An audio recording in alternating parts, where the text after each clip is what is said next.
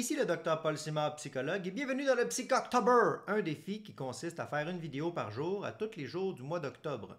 Aujourd'hui, on va parler de l'angoisse, du traitement de l'angoisse. On va essayer de la définir, de la comparer avec d'autres termes connexes, puis également vous donner des pistes de solutions et de réflexion, un peu de la manière que ce que je ferais en consultation clinique. Mais par contre, ici, on est dans un espace éducatif. Vous savez, l'éducation psychologique, ça ne remplace pas une psychothérapie. Ça peut parfois être un complément, mais ce n'est pas la même chose. Il ne faut pas confondre l'espace sécuritaire et personnalisé interactif de la psychothérapie avec de l'éducation psychologique. La portée de l'éducation psychologique sur le web, ça a une vertu publique générale. Donc, de cette manière, moi, je vais essayer de faire des synthèses du savoir généralement reconnu, des données scientifiques et des bonnes pratiques à ma connaissance, mais ça ne peut pas être un relevé exhaustif. Puis si vous voulez aller plus loin avec des questionnements, vous savez, sur mon site web, j'ai un espace qui s'appelle Questions confidentielles. Vous pouvez me poser des questions via ce programme, puis ça va être sûr que je vais vous donner votre réponse dans le cadre du programme. Donc, je vais faire de la vulgarisation clinique professionnelle. Et si ça éveille le thème de l'angoisse à l'intérieur de vous, le besoin d'avoir une intervention personnalisée, je vous recommande de contacter un professionnel de la santé qui pourra vraiment vous accompagner dans le détail personnalisé à vous. Donc ici, on fait des grandes généralités. Ce matin, j'ai un peu hésité sur le choix du thème. Puis là, j'observais mes réactions intérieures, j'observais aussi mon appréhension par rapport au thème que j'ai abordé hier. Puis là, je regardais à l'intérieur de moi et je me suis dit, hey, je suis angoissé. Et c'est là que m'est venue l'idée de vous faire cette vidéo. Donc, qu'est-ce que l'angoisse? Je vais vous faire une démonstration en temps réel, comment on fait pour s'en occuper. Puis quand on a des démonstrations, d'habitude, c'est plus impactant que juste une explication théorique. Donc, je vais essayer de véhiculer mon éducation, oui, avec des concepts, mais aussi avec des exemples. Donc, quand on cherche à répondre à la question « Qu'est-ce que l'angoisse? » on entend souvent des définitions comme « C'est un genre d'émotion de malaise qui est souvent un synonyme d'anxiété. » Moi, à l'université, j'avais demandé à un professeur, c'est quoi la différence entre l'anxiété et l'angoisse? Puis là, il m'avait dit leur définition. J'avais demandé à un autre professeur, il m'avait dit la définition exactement inverse. Ça m'avait beaucoup marqué. En 2004, ça. Ah ouais. Bientôt 20 ans.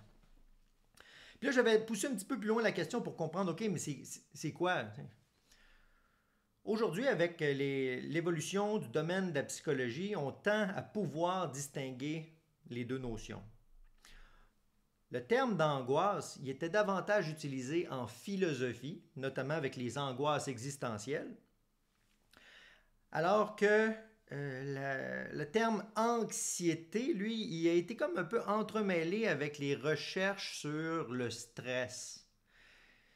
C'est pas la même époque, c'est pas le même contexte culturel qui a vu se déployer l'utilisation des deux termes. Puis parfois, il y a des chercheurs qui vont, ou des auteurs ou des professionnels qui vont mélanger les deux. Donc moi, je voudrais vous proposer ici une définition, une distinction. L'anxiété, ça serait une réaction de votre système nerveux autonome sympathique, donc qui s'occupe de la réaction aux menaces potentielles. Il vous prépare, là, associé avec un scénario imaginaire, un regret du passé ou une catastrophe à venir. Donc, c'est comme si on vous disait que l'anxiété, c'est du stress entremêlé avec de l'imagination. Donc, c'est une réaction du système nerveux autonome. On n'est même pas encore entré dans le système limbique au niveau de la gestion des émotions, au niveau des sentiments. Donc, c'est vraiment une réaction primaire du corps. Donc, ça, on appelle ça le stress quand il y a un danger réel. Mais quand notre pensée anticipe ou associe des conditions, on appelle ça de conditionnement. Le conditionnement de la réponse de stress avec des choses qui ne sont pas un danger imminent, c'est ça l'anxiété. Alors que pour comprendre l'angoisse, l'angoisse d'ailleurs qui vient du latin angustia, qui veut dire resserrement. C'est qu'on serait dans un symptôme associé avec une manifestation du système nerveux autonome sympathique. Donc, c'est un symptôme de resserrement qui, selon moi, est un sentiment. Un sentiment de perte de pouvoir. Ah oui? Parce que l'angoisse,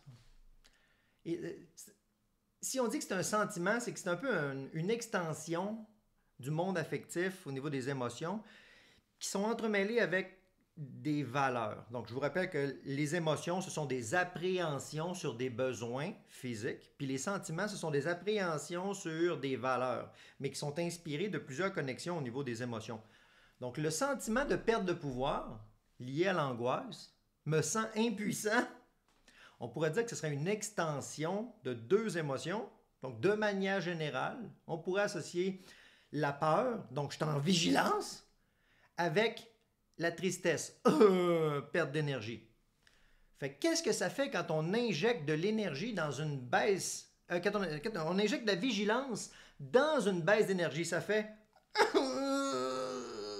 donc et voilà, on a essentiellement le symptôme d'angoisse ici, qui est un resserrement, donc c'est l'origine même étymologique du mot angoisse, resserrement mix de peur et de tristesse.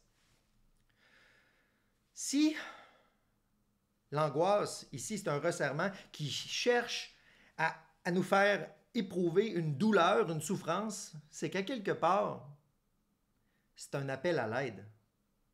Beaucoup de gens vont lutter contre leurs angoisses, vont les refuser, alors qu'en réalité, si ça fait ça, c'est qu'il y a peut-être un besoin, là, ou il y a peut-être une valeur qui est en train de vous dire « Viens checker quelque chose ici, là. Viens checker quelque chose ici.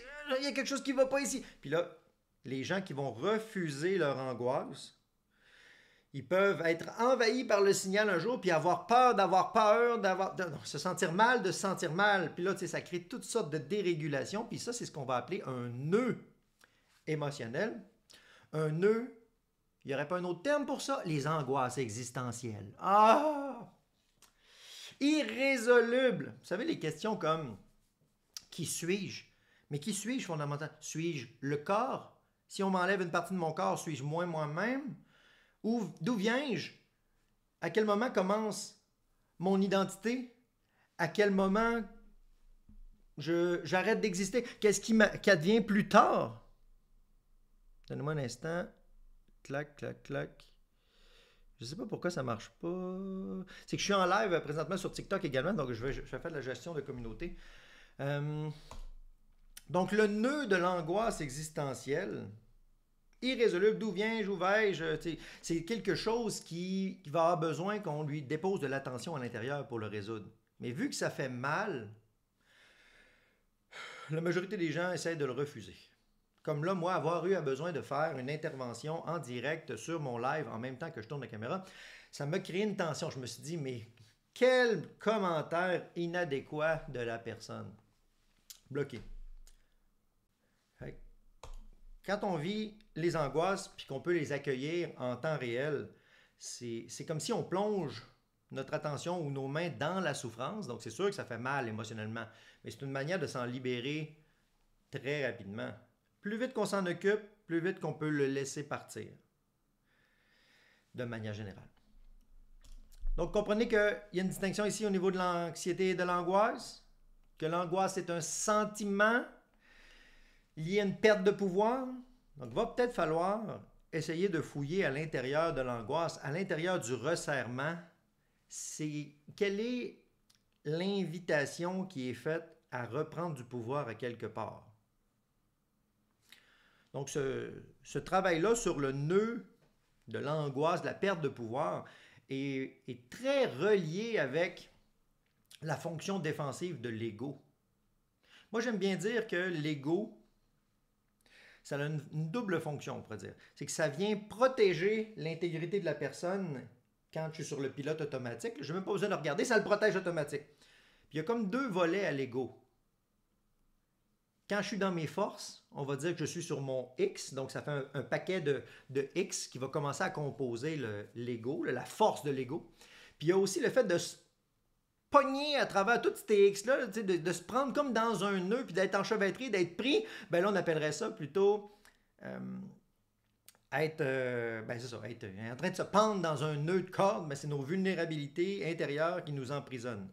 Fait que si on voit l'ego comme étant un amalgame défensif de force et de vulnérabilité, on peut voir à quel point qu'elle a un rôle, on va dire, de protection qui apparaît de manière spontanée et organique. C'est là pour protéger l'intégrité de la personne et de ses capacités. Mais ça peut être également une prison. On va voir plus tard comment on fait pour se dissoudre une partie de cet ego-là, puis comment il ne faut pas le faire trop vite. Donc, on a dit que l'angoisse, c'était un signal d'alerte. Donc, qu'est-ce qu'il pourrait dire, dans le fond, si on essaie de le décoder? Il pourrait dire, attention, il y a une incohérence, là. Il y a une incohérence entre tes gestes et tes valeurs. Attention, là, on est en perte de pouvoir, là. Attention. Donc, dès qu'il y a un signal d'attention, ben, ça serait peut-être important de lui donner de l'attention. Mais vu qu'il nous fait mal, on n'a pas envie. Donc, pour vous illustrer un peu le processus clinique, le genre de réflexion qu'on va faire, en tout cas que moi je fais avec mes patients en consultation, je vais vous inventer une histoire fictive, là, un cheminement où on va essayer d'écouter l'angoisse, le malaise, puis on va se rendre jusqu'à une prise de décision pour créer de la santé mentale, dissoudre les tensions. Donc, on pourrait dire, mettons, je commence à regarder ma propre souffrance, je me donne un peu d'attention, puis là, je vais me poser des questions auxquelles je vais essayer de répondre. Je vais essayer d'éplucher, comme on a vu dans une autre vidéo précédente, jusqu'à arriver au fondement de qu'est-ce que je dois faire. OK. Fait que ça pourrait être quelque chose comme, hey, je me sens mal. De quelle manière je me sens mal? Ben, je me sens angoissé. Je suis comme une boule ici, là. OK, ça serait quel besoin ou valeur, ça? Ben, je sais pas. OK, c'est quoi qui t'angoisse d'abord si tu le sais pas? Ben, on dirait que j'ai peur de mal faire les choses. Là, parenthèse ici, on vient d'identifier que la peur de mal faire les choses dans l'angoisse, ça serait peut-être relié au besoin de plaire aux autres, à la peur de déplaire, à un souvenir d'avoir déjà déplu à quelqu'un, aux conséquences de la peur de revivre à nouveau les conséquences d'avoir déplu à quelqu'un. Donc là, on commence à être en train d'identifier la spirale infernale qui a créé des nœuds intérieurs. Puis c'est ça qui est en train de nous appeler à l'aide, là. Donc là, on va continuer le cheminement. On n'est pas rendu encore au fondement. Donc en dessous, on continue de le questionner. À qui tu redoutes de déplaire là, présentement? Là? Parce que les émotions nous parlent de maintenant. Ben, on dirait que je redoute de déplaire à un membre de ma famille, à ma mère, mettons. Ah, OK. Ça peut être à n'importe qui, c'est un exemple fictif. Fait que, mettons, je redoute de déplaire à ma mère. La question suivante, ça pourrait être, est-ce que ta mère est responsable de tes émotions? Puis là, je vais regarder ça, puis je vais dire, ben non, aujourd'hui, je suis adulte, dans le fond. Non, c'est moi qui est responsable de mes émotions. Non? OK? Puis comment on fait pour être responsable, pour prendre soin d'une peur de déplaire? Attends un peu, je vais réfléchir un peu. Puis on va dire, ben on vérifie s'il y a un danger réel, puis on se prépare au cas où. Ah oui, c'est vrai, j'ai appris ça, mais comment on fait pour prendre soin de nos peurs? OK. Fait que la question à ça, maintenant que je le sais intellectuellement, le savoir, c'est pas la même chose que l'action de soin. Donc, on va dire, OK, comment on fait pour prendre soin de notre peur? Ben, on vérifie, on se contacte avec la réalité. Vas-tu le faire maintenant ou plus tard? Là, je pourrais me poser ça, parce que des fois, on a d'autres choses à faire que d'être heureux. Hein? Fait qu'admettons que j'ai à faire une nouvelle intervention encore dans le chat. Ça pourrait être un bon moment.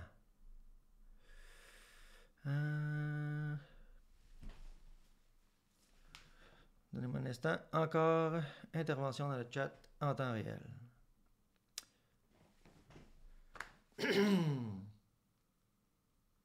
Donc, angoisse, je recommence. Angoisse de voir des gens se faire du mal entre eux en commentaire. Oh, là, on n'est plus dans une théorie, on est en pratique.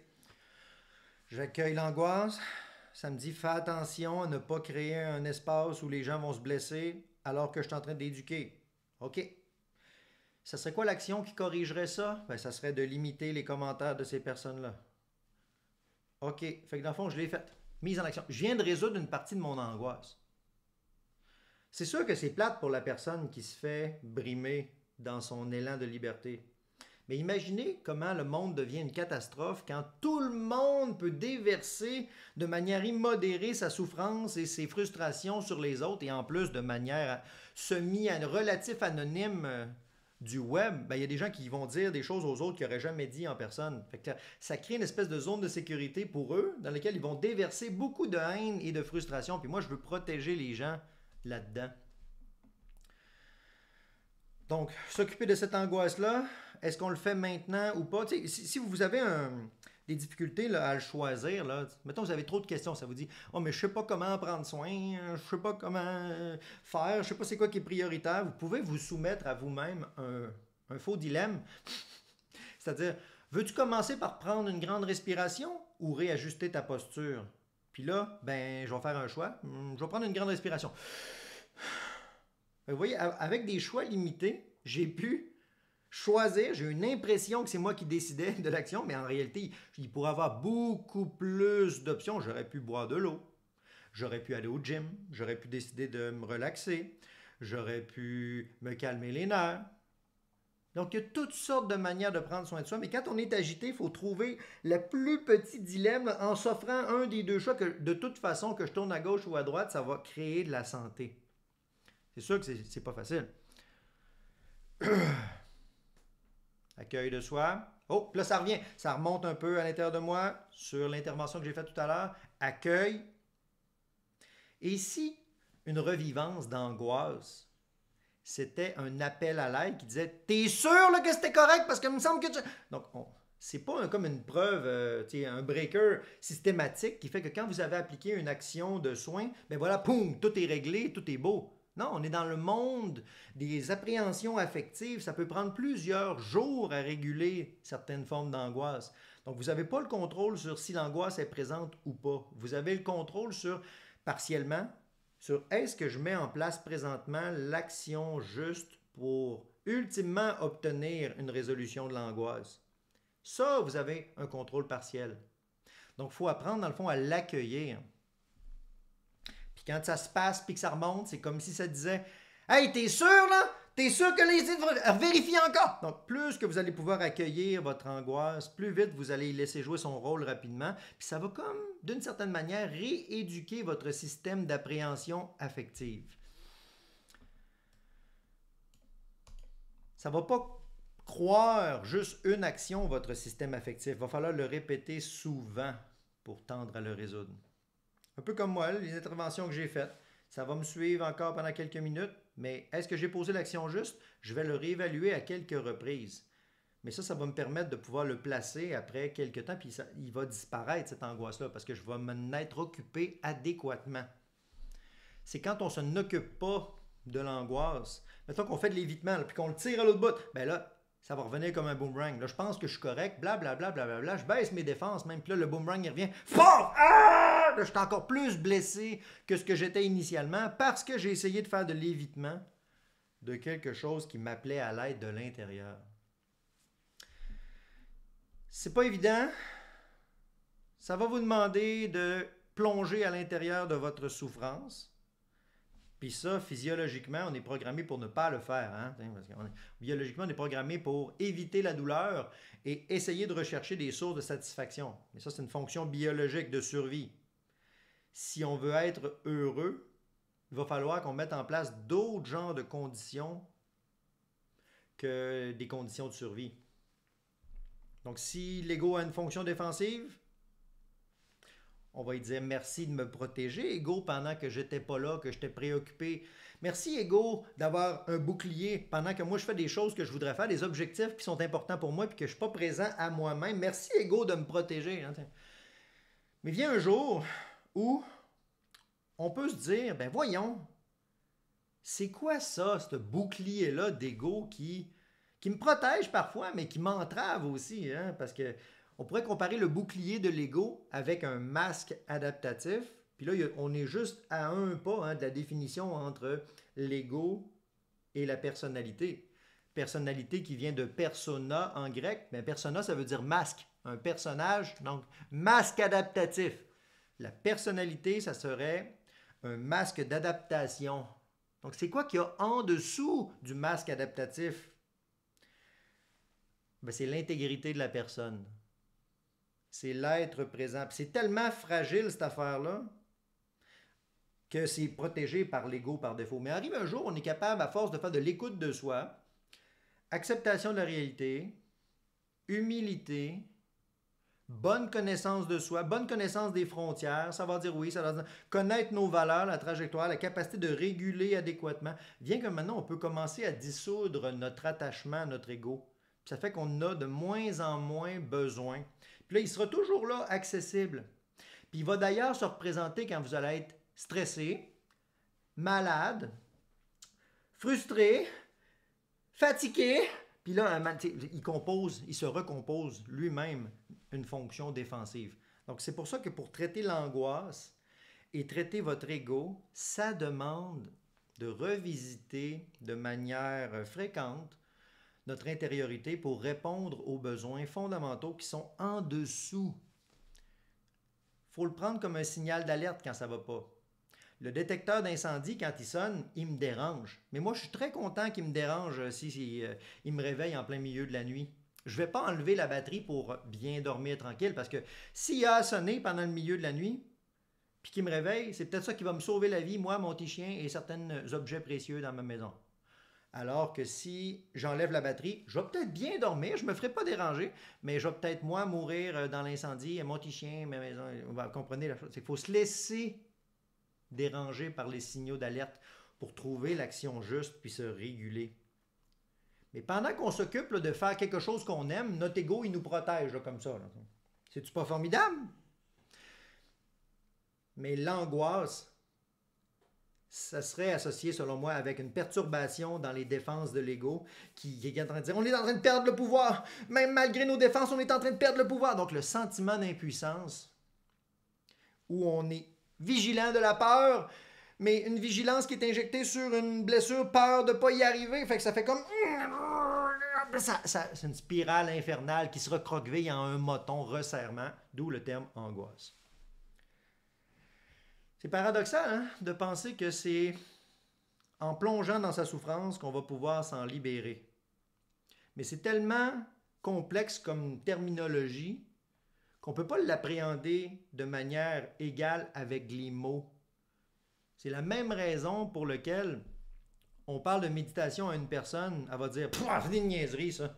Puis l'autre personne va dire « Eh oui, j'ai tellement hâte ». Tu vois, il y a beaucoup plus que deux, plein de visions possibles sur un phénomène avec le même mot. Puis la psychologie, c'est très complexe. Moi, j'essaie de vous donner l'angle de vue, une piste début d'angle de vue pour que vous puissiez saisir les signaux d'alerte pour vous rapprocher de vous-même. Puis là, on fait une séquence. OK, je me sens mal. Quel genre de mal? Me sens angoissé. Quel genre de perte de pouvoir, ça? Ben là, j'ai vécu de l'incertitude, j'ai peur que quelqu'un... OK, est-ce que tu veux faire quelque chose maintenant ou plus tard? Ben maintenant, OK, action juste, j'ai bloqué quelqu'un. Ensuite, est-ce qu'il y a d'autres choses à faire ou tu as fait tout ce que tu pouvais faire? Ben on dirait que j'ai encore peur de mal peut-être définir mes concepts. OK, ben qu'est-ce qui pourrait te permettre de vérifier si tu as bien dit les concepts? Ben nuance tes propos, fais une révision de tes notes. OK, c'est fait. Est-ce que là, il y a d'autres actions à faire? Non, j'ai pas mal fait le tour. Voyez, à une séquence de 7 questions, j'ai déjà commencé à me rapprocher du fondement de quel était mon besoin réel pour me reconnecter avec la réalité. C'est quand on se connecte ici, sur le besoin réel, au cœur du resserrement, qu'on lui a laissé jouer son rôle, que ça va pouvoir commencer à donner du lousse, là. Puis ce resserrement de nœuds, on pourrait dire ce mécanisme de survie de l'ego qui se recroqueville sur eux-mêmes, il nous fait mal, mais pour attirer notre attention. De la même manière que si je m'écrase un doigt, là, « Ow! » Mais dans le fond, même si je n'avais pas regardé, je sens la douleur qui se passe sur mon doigt. Donc, même si je mets maintenant mon doigt en arrière de mon dos, je sais très bien que j'ai mal à ce doigt-là. Donc, pourquoi la douleur? Ça se passe puis s'attire à mon attention, ben, c'est pour me rappeler qu'il y a une blessure sur ce doigt-là à faire attention. Donc, OK, je vais faire attention. Examen de la plaie, nettoyage de la plaie, protection de la plaie. Ouch. Donc, vous savez, les gens qui font ça après s'être cogné un coude, ouch! Un petit peu similaire avec la gestion de la douleur sur quand vous vous mordez la langue par accident. Ça fait tellement mal, se mordre la langue par accident. Mais par contre, si vous vous mordez lentement la langue en étant bien attentif à la zone de tension, vous pouvez quasiment le faire au sang, ça fera quasiment pas mal. Là, je sais qu'il y en a qui vont essayer de le faire, là, mais faites attention. C'est que quand on met notre attention sur une zone de lésion, ça régule certains faisceaux qui rebouclent sur les zones qui interprètent la douleur. 6 grands chemins dans le cerveau qui vont conditionner l'expression de la douleur ou la perception de la douleur. Puis sur ces 6 chemins-là, il y en a 3 qui peuvent être influencés par votre attitude, vos souvenirs de la douleur et ce que vous allez entreprendre face à cette douleur-là. Donc, essayez d'adopter un regard bienveillant en disant, mettons que vous êtes angoissé, puis il y a un resserrement, puis c'est souvent ici là, que ça se passe l'angoisse. On y dit, bon, là j'ai mal, acceptation de la réalité. Oui, c'est vrai, j'ai mal présentement. Ça ne veut pas dire que vous voulez avoir mal, mais oui, là j'ai mal. Là. OK, j'ai plus mal que ce que je pensais. Ça m'invite à prendre soin de quelque chose. Donc, je vais devoir y donner du temps alors que moi, j'aurais le goût de faire autre chose. Ça a l'air que ça m'appelle à l'aide. Donc là, ici, on est en train de faire du lâcher-prise. Parce que moi, je voulais faire autre chose, mais là, il y a ça qui... Je réalise que ça, c'est prioritaire. Même si je n'avais pas envie, je suis la seule personne qui peut en prendre soin, dans le fond, de cette tension-là. Puis là, oh, humilité. Merci, angoisse, de m'avoir averti pendant que mon esprit était enthousiasme ailleurs. Merci de m'avoir averti pour me dire de revenir ici, parce que sinon, j'aurais pu vraiment me blesser moi-même. Gratitude. Je ne suis pas en train de dire gratitude de j'aime ça me faire mal. Je suis en train de dire merci de m'avoir averti. Comme ça, je vais pouvoir prendre le relais consciemment, plutôt que ça se fasse juste par négligence ou par accumulation de souffrance. Donc, merci de m'avoir averti. Je vais m'en occuper. Là, je donnais de l'attention, mais comme vous voyez, depuis tout à l'heure, je suis collé dessus. Je mets mes mains collées sur ma zone de tension. Ça, c'est pour appliquer un soin. Attention, soin. On a essentiellement les 2 ingrédients qui peuvent générer du sentiment de sécurité. Ah! N'y aurait-il pas un lien à faire entre l'angoisse, qui est un sentiment d'impuissance, et remettre en place des conditions de sécurité, reprise de maîtrise de sa vie? Fait qu'en consultation, c'est une des choses qu'on va travailler sur plusieurs rencontres. La capacité de la personne à devenir celui qui répond à l'appel de son besoin d'aide, son besoin de sécurité. Puis là, j'entends déjà des gens qui me disent « Ouais, mais moi, il me semble que j'aime mieux quand c'est quelqu'un d'autre qui vient à ma rescousse puis qui s'en occupe pour moi. » Puis là, je suis de tout cœur avec vous. C'est juste normal. Biologiquement, l'enfant, ces structures là, qui gèrent ces éléments-là de sentiment de sécurité ne sont pas vraiment matures ou avant l'âge d'à peu près 5 ans. Fait que ça veut dire que si, en bas de 5 ans, si vous faites peur à un enfant, là, il faisant les gros yeux, là, dans l'Halloween d'ailleurs qui s'en vient, lui, il ne fait pas assemblant d'avoir peur. Il est vraiment terrorisé. Donc, c'est pour ça que le parent doit protéger l'enfant en l'aidant, notamment dans les cauchemars, en lui donnant de l'attention et des soins. Puis là, juste le fait de donner de l'attention, des fois, puis d'être présent à lui, flatter le dos ou faire dodo, c'est juste à côté, bien là, ça rendort assez rapidement parce que ça génère une empreinte intérieure de sentiment de sécurité qui active les aires cérébrales qui s'occupent de ça. Donc, vous, à l'âge adulte, vous êtes capable de vous générer du sentiment de sécurité. Puis là, une autre question que j'entends souvent, mais OK, là, je le fais, là, mais ça ne marche pas. Là. Combien de temps que ça prend à faire ça? Bien, il n'y a pas de chiffre universel. Mais on pourrait dire que déjà, une respiration consciente, c'est déjà une petite cuillère de santé. 50 milliards de gouttes d'eau dans une piscine olympique. Donc, et si on commençait par la remplir maintenant? Contact à soi, puis on commence à remplir, entre guillemets, cette affaire-là. Mais on va être distrait, on va avoir d'autres choses à faire, mais il faut y revenir. Comme un peu un jardinier. On retourne vers soi, on a d'autres choses à faire, on revient faire des soins, on check. Si le jardinier, il n'y a pas une récolte demain matin, là, c'est pas parce que c'est un mauvais jardinier, c'est parce que ça prend une demi-saison avant d'avoir la première récolte. Donc vous, est-ce que vous vous donnez le temps de créer une demi-saison de soins? Donc quelques semaines d'engagement envers vous-même. Contact dans l'angoisse. Pas obligé d'être long. Des fois, on peut commencer avec le PPPPP, le plus petit pas possible, mais dans la bonne direction. Peut-être une minute de contact ici, ça va être trop long pour certaines personnes. C'est pour ça que je vous parle des fois de faire juste une respiration consciente en contact. Que la personne repart à ses choses. À d'autres moments, ça pourrait être un exercice de calme, de détente d'une vingtaine de minutes. Pourquoi 20 minutes? C'est pour laisser le temps au système sanguin d'éliminer l'hormone de stress. Pour dégrader les hormones de stress, c'est une vingtaine de minutes pour le système sanguin du corps.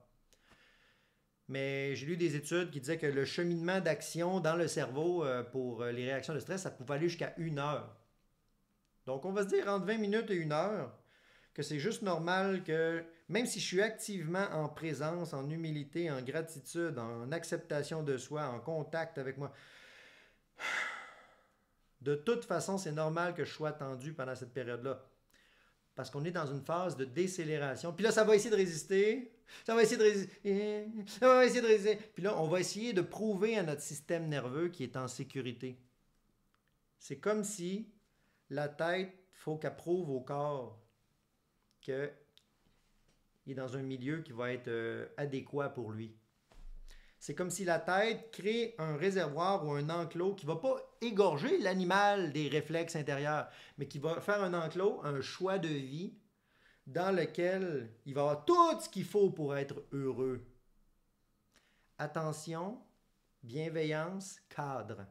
3 facteurs essentiels pour plonger à l'intérieur de nous et s'occuper de nos angoisses et de la majorité des signaux d'alerte qui nous appellent à l'aide. Se permettre d'être soi-même. Plus qu'on apprend à dissoudre l'ego, la fonction défensive, plus qu'on va redéfinir c'est quoi ça, ce que je suis. Suis-je le corps? Suis-je la relation avec d'autres personnes? Suis-je mes sentiments? Parce que les sentiments passent. Hein, ça. Si je perds un doigt, je suis moins moi-même. Si je perds une relation, je suis moins moi-même. On dirait que oui, un peu. Oh, ça c'est l'identification aux formes. Suis-je ma fonction culturelle? Donc, il y a des gens qui pourraient dire, toi, comment tu trouves que c'est être psychologue? Moi, je dis, je ne suis pas psychologue. Je porte le titre de psychologue, mais ce n'est pas mon identité. C'est un titre qui a été attribué par une institution, puis c'est l'institution qui a le pouvoir de me l'enlever si je ne corresponds pas aux normes. Donc, ça serait terrible de me définir dans mon identité par quelque chose que n'importe qui ou que les représentants d'une institution peuvent m'enlever. Non, mais ceci étant dit, moi, je ne veux pas le perdre, là, ce manteau-là, je l'aime bien, il me ressemble. Mais ce n'est pas moi. Ah, suis-je mes pensées? Ah, je pense que je ne suis pas mes pensées non plus parce que mes pensées évoluent et changent. Donc, c'est quoi ça? Suis-je la vie ici? Suis-je une des expressions de la vie? Suis-je l'extension de la vie qui habitait mes parents? Hey, ça veut dire qu'à l'intérieur de mes cellules, il y a la moitié des cellules génétiques, du code génétique de ma mère et de mon père. Ah, ça veut dire qu'ils vont me suivre toute ma vie. Puis eux autres aussi, leurs parents. Là, dans le fond, on est comme les héritiers de... On peut faire une méditation de pleine conscience qui va ouvrir sur les origines de l'identité jusqu'à aller très loin sur le plan méditatif. Mais pour une personne prise dans le stress quotidien, tu te dis, t'es qui toi? Peut-être qu'elle va dire, je suis ma fonction sociale. Je suis psychologue.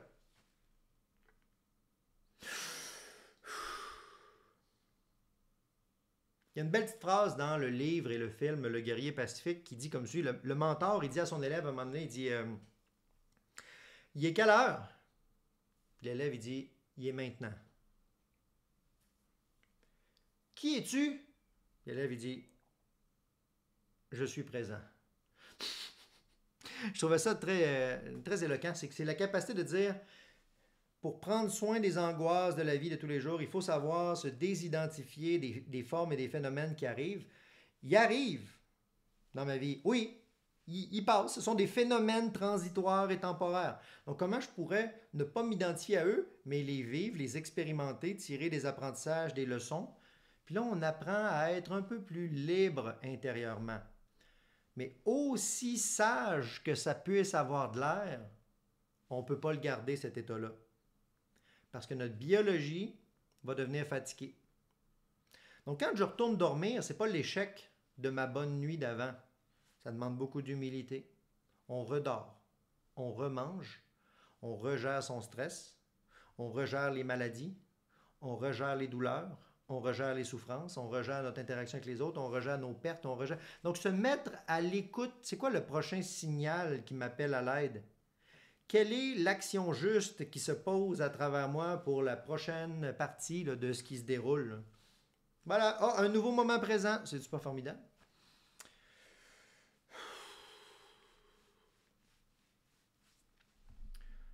Je vais vérifier mes notes dans le traitement de l'ego, relâcher la pression.